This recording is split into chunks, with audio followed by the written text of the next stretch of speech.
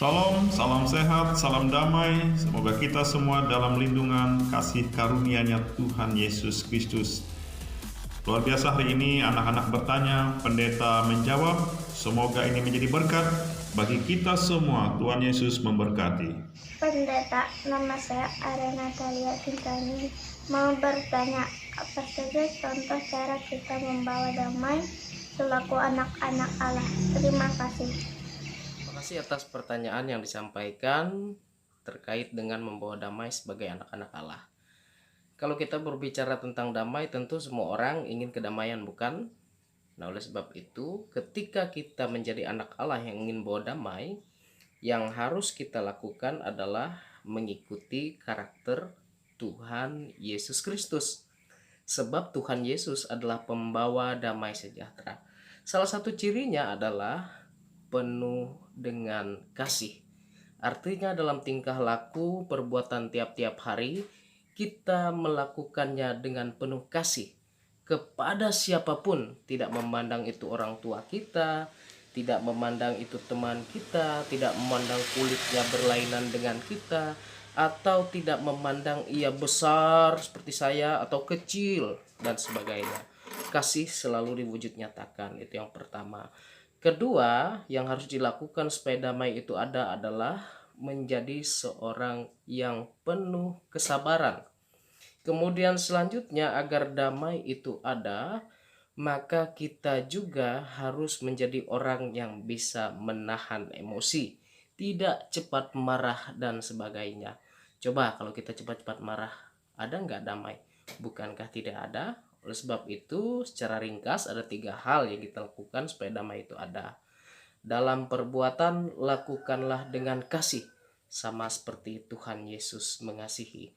Kemudian yang kedua, dalam membawa kedamaian hendaklah kita menjadi orang yang penuh kesabaran. Dan yang ketiga, berusahalah menahan emosi atau amarah kita ketika menjalani hidup. Terima kasih.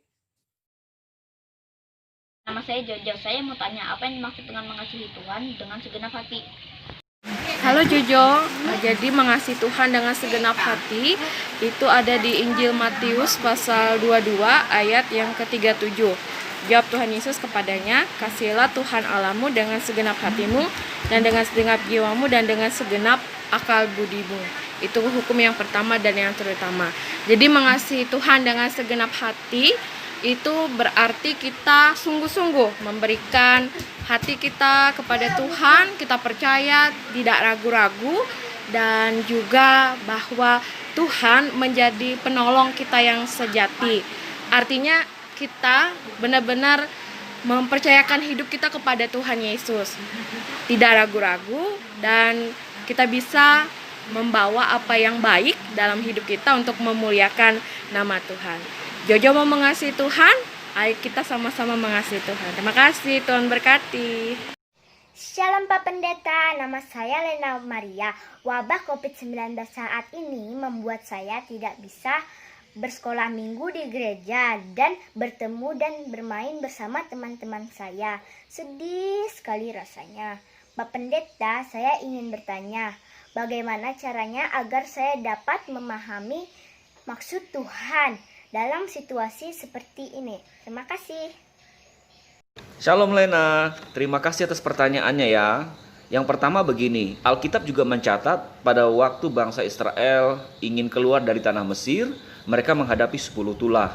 Bayangkan air menjadi darah, tiba-tiba nyamuk banyak sekali di seluruh negeri Mesir, lalu juga ada penyakit sampar dan sebagainya. Anak-anak Israel juga tidak bisa belajar dengan baik, tidak bisa bermain keluar rumah.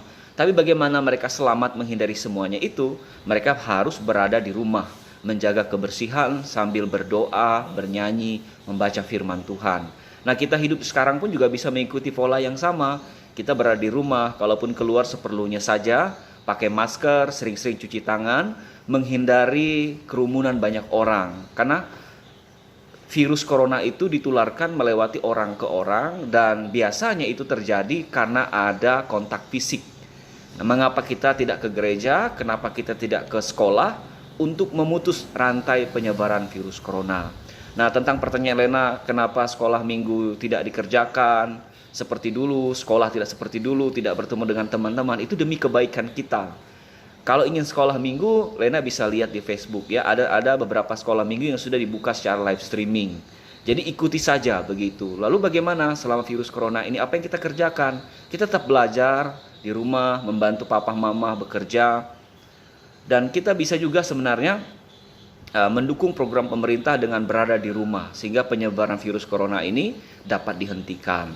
Dan Lena juga turut mendoakan ya, ajak papa mama juga supaya virus ini segera berlalu. Dan sepanjang sejarah ada begitu banyak virus-virus MERS ya, MERS ya, apalagi FES dulu juga ada begitu. Tapi semuanya bisa ditangani dengan baik. Nah, kita percaya kuasa Tuhan juga sedang bekerja melewati ilmuwan-ilmuwan yang akan menemukan vaksin sehingga virus corona ini bisa diatasi. Itu dulu ya jawaban Pak Pendeta Lena. Shalom. Pendeta, nama saya Cia.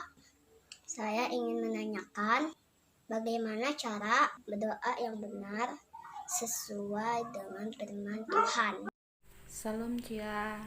Semoga kita dalam keadaan sehat selalu ya. Terima kasih atas pertanyaannya. Berdoa sama seperti kita bernapas. Kalau kita berhenti bernapas, kita akan mati. Kalau kita juga berhenti berdoa, kita pun akan mati. Bukan fisik kita, tetapi hati kita, pikiran kita, iman kita, keyakinan kita kepada Tuhan akan mati. Oleh karena itu, dalam firman Tuhan Matius pasal 6 ayat 5-7, Yesus mengatakan, kalau mau berdoa,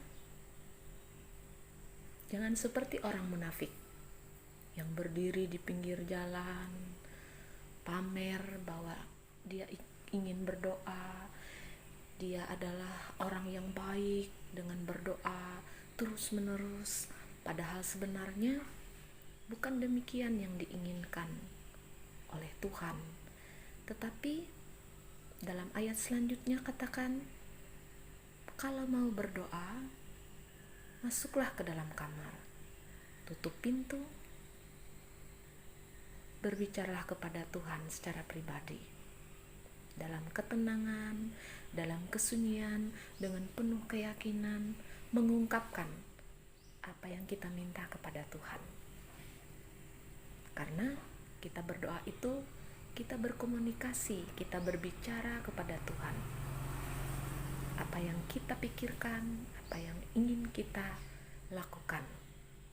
Sehingga berdoa tidak perlu bertele-tele, atau tidak perlu panjang, tidak perlu kata-katanya harus indah, harus enak didengar, tidak.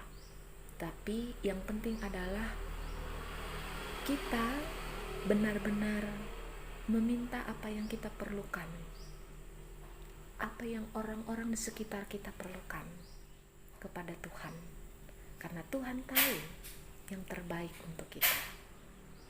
Jadi mari kita berdoa supaya pertumbuhan rohani, supaya kebutuhan rohani kita terpenuhi. Kita sehat secara jasmani pun sehat secara rohani. Terima kasih, Tuhan Yesus memberkati. Sampai ketemu lagi ya Cia.